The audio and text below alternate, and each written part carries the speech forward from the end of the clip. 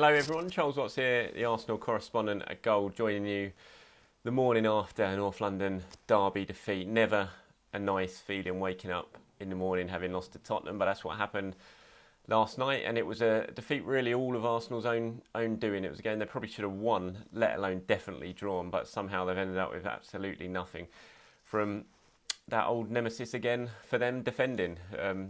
Played well, dominated most of the game, complete control in the second half, and yet they've ended up with absolutely nothing. Obviously taking the lead in the first half, really good goal by Lacazette, and then within a couple of minutes, horrible error from Kolasinac had given Son an equaliser. And then, like I said, second half I thought Arsenal in complete control, had the big chance when Aubameyang was put through and he hit the bar. Even then you thought they'd still go on and probably nick it. They were looking the more likely. I think they had about 73% possession in the second half, but just switched off at one moment, let Kane get in behind them. Martinez made the save, but then from the resulting corner, Alderweireld headed in. Poor, unchallenged really. Poor mark. I mean, it was Tierney on Alderweireld. I'm not sure about that. It was a bit of a mismatch, really. And that was it. Tottenham won, and Arsenal now gone 6 years without a win at Spurs. I think that's their longest run since the 1960s. 4 defeats and 2 draws, and it just one that got away, and it's a really crucial defeat as well. Now we've just heard literally couple of minutes ago that Manchester City's European ban has been overturned, so they will be in the Champions League next season. Means the top 4, as usual, will go in the Champions League. It means the Europa League spots will go down to 7th, and Arsenal are currently 4 points off 7th with just 3 games to go, and first of those is Liverpool on Wednesday night. So it's looking very, very unlikely Arsenal are going to be in the Europa League next season. Certainly through qualification from the Premier League anyway, they do still have that chance of the FA Cup. But they've got Manchester City in the semi-final on Saturday, and we all know what Arsenal are like against Manchester City. So very, very unlikely, and that financially is going to be really, really costly for Arsenal.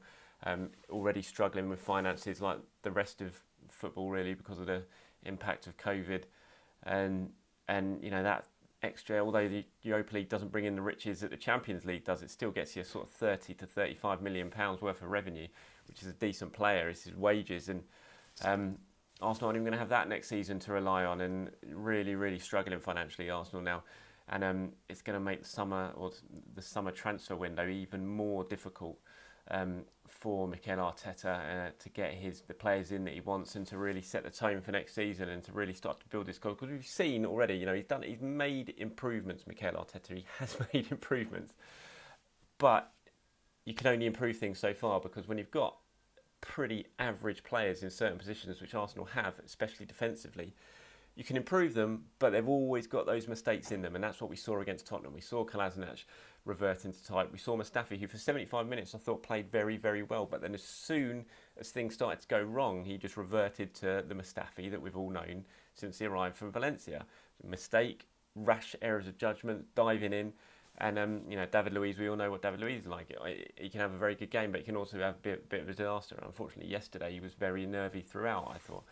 And so that's what I'm saying, that Arteta can only do so much. You need to have better players in those areas. And for me, what yesterday showed, once again, clearly Arsenal got 3 major issues that they need to solve in the transfer market if they can. If it means getting rid of players to bring in funds, that's what they're going to have to do. If it means getting rid of players like Guendouzi, Lacazette, Torreira even, and I don't really want Torreira to go, but if he's not going to play that often, then maybe it's something Arsenal are going to have to do, and you could probably get a good bit of money for Torreira. So you sort of look at those 3 players, at players who could possibly be sold to fund the type of rebuild that Mikel Arteta really needs this summer. And yesterday was so glaringly obvious for me. Yes, William Saliba's coming in this summer. It's going to be a big difference, hopefully. Got to remember, he's only a kid though. You don't want to put too much expectation on such a young defender who's just coming from a new country. He's never played in the Premier League. He doesn't speak the language, so you've got to give Saliba a period of adaptation. And it's really important for me that you don't pile on too much pressure on Saliba. But he is coming, and we hope Saliba's going to make a difference. He reads the game fantastically well. He's so strong in the duels, in one-on-one situations. You think he's going to make a difference once he settles in. But I still think you need another centre-back for Arsenal. These are the 3 areas for me. Centre-back, I think you've got to think of a long-term partner for Saliba. I'm not sure Pablo Mari is that guy. I haven't really seen enough of Mari to make have a full opinion on him. But I'm still not convinced by what I have seen in the short. I think he's a decent player. He looks very tidy. He's great on the ball. but I still think they need something a little bit more next to Saliba to be that really dominant centre-back partnership for the next few years. So I think they've got to look at bringing in a centre-back. For me, if they can get Upamecano, it would make such a massive difference. Obviously now they're not going to be in Europe. It looks like next season it's going to make a big difference, not just financially, but in terms of how appealing they're going to be for players. Do top players want to come and not play in Europe next season? That's something Arsenal are going to have to try and work out. Mikel Arteta's spoken before, Raul Sanllehi's spoken before about it, saying, look, we're Arsenal. Even if we're not in Europe, we can still attract top players just because of who we are. Everyone wants to play for Arsenal. Hopefully that is right, and we'll find out in a transfer window. But and you know, if they can get something done for Upamecano, obviously he's got a year left on his contract. He's got a buyout clause in his contract. Leipzig have said they don't want him to go on a free transfer, so they will have to sell him this summer if he doesn't sign a new contract. Can they get a cheap deal done for, or a cheaper deal? Can they somehow work the finances so they can get this deal done and persuade him to come? If they can, it would be a huge difference. You look at that centre-back partnership of Upamecano and Saliba. You've got a long-term partnership there that you can build upon and really base your team upon, base your spine upon, and improve things massively defensively for me. So that's one area. Got to get another centre-back for me. Then midfield is the key thing, and I'm doing this. I'm saying this, presuming that Aubameyang's going to stay. Fingers crossed that Aubameyang's going to stay.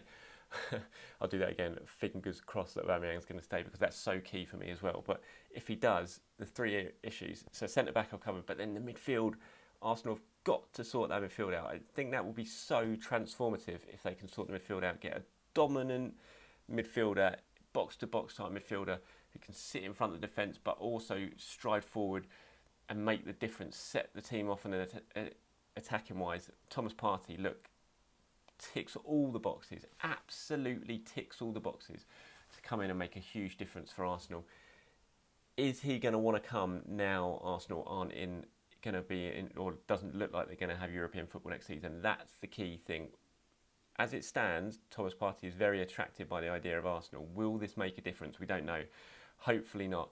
And Arsenal have got to try and find a way to get that. I think he would make a huge difference alongside either Xhaka, well, it probably will be Xhaka, in the midfield. I thought Ceballos was great again yesterday, but I'm still not convinced Ceballos is going to stay. It's going to be here next season. So for me, you've got to get Thomas Partey. So that's Thomas Partey, Upamecano, but then the creative link, absolutely key for Arsenal. Again, between the midfield and the attack, because yesterday it was so apparent. Even though I thought Ceballos played well, the attackers were still isolated. They weren't being given a supply line at all. Everything they had to do, they had to basically do themselves. You look at the chances they created yesterday. Lacazette, the goal out of nothing. Pepe in the first half, getting the ball from deep, but then driving at the Spurs defence and curling one just wide of the post. Again, basically made that himself. Aubameyang's free kick just wide. The second half, again, they've just... If the attackers aren't doing it themselves, they're not getting much support from the central area, so they've got to sort that out. Mesut Ozil isn't the answer. I think he's still the best that Arsenal have got in that area, obviously, but look, it's just not going to happen with Ozil. We've seen it with Emery, we've seen it with Arteta now. Even Freddie left him out for one of the games that he was in charge. Arsenal have got to move away from Mesut Ozil now, and they've got to get someone in who can play that role. I can see what Arteta's doing with three at the back, but at the moment trying to shore things up. But going forward for next season, you don't want to see three at the back for Arsenal. You want to see a centre-back pairing, four at the back, and then a three for me. That's the way Arsenal have got to go. It can't be outnumbered in midfield. So you've got to have the two holding midfielders in Xhaka and Partey for me, but then that attacking key link who can provide the attackers with some real, genuine supply line to score the goals. Just some stats here this season. Arsenal's midfielders, we're not counting the attacking midfielders. So Pepe, Saka, people like that. We're talking about just the sort of central midfielders. So Xhaka, Guendouzi, Ceballos, Torreira, those sort of players create 0.86 key passes per match. That's 14th in terms of ranking in the Premier League compared to other clubs. Expected assists. I mean, this one is just mad at 0.06 per match. I mean, it's just a dreadful, dreadful number. No wonder the strikers are struggling to score unless they're doing it themselves, because they're just not getting any chances.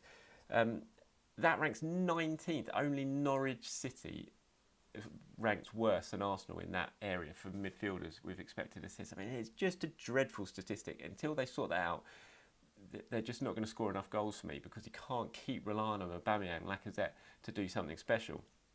They've got to sort it out from open play, shots per match from open play from the midfielders, 0.48. Again, that's 19th. So it's second to worst in the Premier League. Only Everton is worse than that. It's just, and 1.3 touches in the box per match for central midfield as well. It's just not enough of the threat. They're not doing enough going forward for me. So that's the area Arsenal have got to sort out. If they want to do that, they can close the gap. I fully trust Mikel Arteta. I can see what he wants to do, but he can only work with the players he's got. He's making improvements on them. He is improving them, no doubt. We saw, unfortunately, slipped into bad habits yesterday towards the end of the derby. But he is improving them. But you can only improve things so far because they're always going to fall back and make those errors that we know about them. So that if they can do that in the transfer market, another centre back to play alongside Saliba, Upamecano possibly. Get the Thomas Partey deal done. However you're going to do it, get the Thomas Partey deal done. But then you've got to buy a real creative link between the midfield and the attack for me.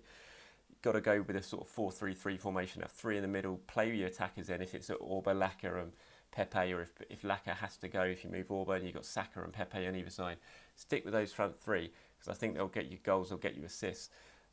But you've got to have a proper, genuine, creative man in the central areas behind it. And not just someone who's going to set up goals, but who's also going to contribute goals themselves, which is something Ozil obviously hasn't really ever done.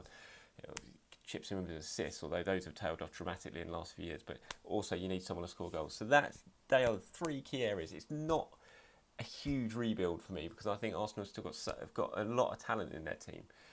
And I thought that for yesterday they showed it again. I didn't come away from that absolutely devastated like I normally do after a derby defeat because I thought, looking at it, I can see where Arteta's going.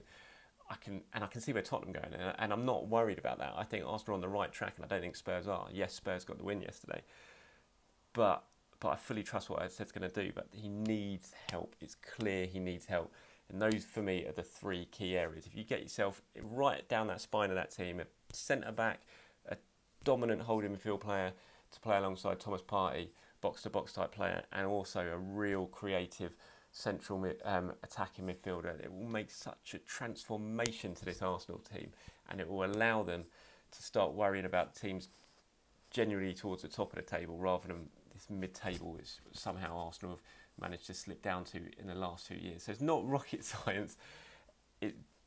Unfortunately, financial issues are going to make it difficult, but Arsenal have got to find a way. If they want to challenge, certainly for the Champions League spots, but even if it's just to get back in towards the Europa League contention next season, that's what they've got to do for me. Centre-back, holding midfielder, creative attacking midfielder. Get that done, and you'll see a very, very different Arsenal team in 2020-2021. Right, that's my rant over. Sorry about that. I just needed to get that off my chest this morning after that derby defeat. Thank you, everyone, for joining me once again, and for supporting these videos and for the new subscribers and everything like that. If you're new to this channel and you haven't subscribed yet, then please do. It's down there somewhere. And for the rest of you, I'll be back again to talk all things Arsenal very, very soon. Speaking of Mikel Arteta tomorrow ahead of the Liverpool game, and I'll be at the Emirates on Wednesday night bringing you all the reaction from that one against the champions. So until then, everyone, stay safe and enjoy the start of your week.